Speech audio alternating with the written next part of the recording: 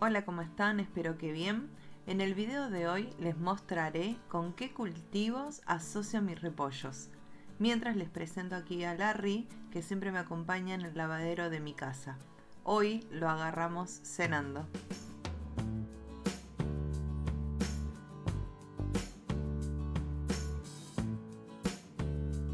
En este cantero que tuve antes zapallitos verdes, fruto, ahora voy a poner hojas. Voy a poner un repollo. Me quedaron acá una cebollita de verdeo y un puerro que todavía le falta, así que los voy a dejar porque se asocian bien. Acá también tengo puerro, más cebolla de verdeo. Le voy a ir agregando algunas otras cositas. El recipiente ideal, la maceta ideal son de 20 litros para arriba. Esta tiene muchísimo más, así que voy a poner varias cositas acá, teniendo en cuenta el sol. En este lado voy a poner el repollo, ya que el sol va a venir de acá y el repollo va a crecer. Y acá voy a poner unas lechuguitas de manteca que no van a crecer muy para arriba, sino que son más de ponerse más redonditas, bajitas y redonditas. Así que así voy a pensar este cantero con algunas cositas que tengo para poder. Primero siempre aireo un poco el sustrato y agrego compost para sumar materia orgánica y de esa manera nutrientes a mi sustrato que ya pasó por otros cultivos anteriormente. Mientras tanto te cuento que tengo un video con todo el paso a paso del cultivo del repollo, desde semilla, trasplante y otro del momento de la cosecha. Te dejo acá arriba el link y abajo en los comentarios por si te interesa verlo.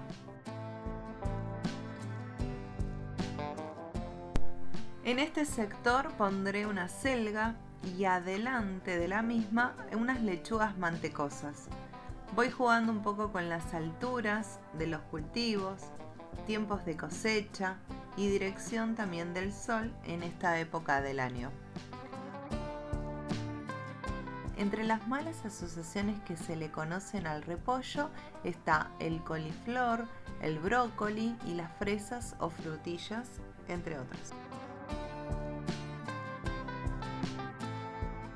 Siempre para poder pensar a qué distancia colocar los cultivos, los imagino una vez crecidos.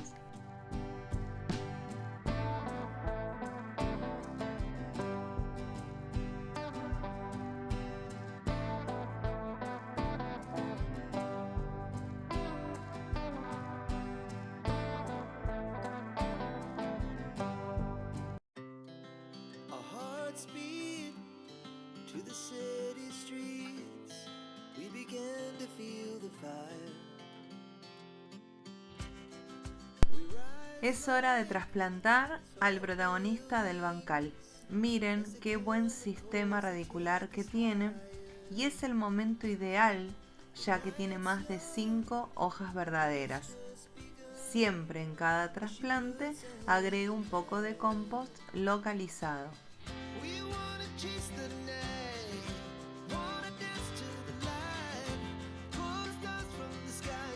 En los bordes siempre coloco más puerros si es que tengo, ya que es muy buena esta asociación con el repollo.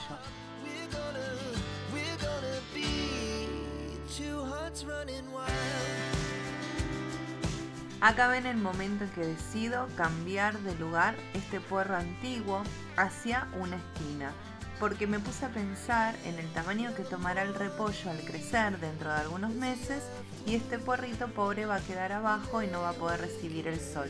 Entonces lo voy a poner en la esquina ya que me queda un lugar ideal para que el puerro crezca sanamente.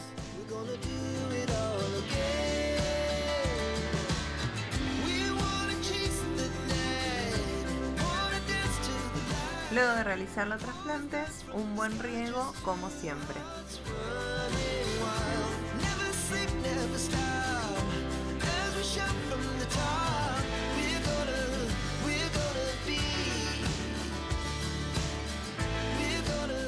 Algo muy importante es el acolchado de hojas secas en mi caso, pero también podría ser paja, recortes de pasto seco, entre otros.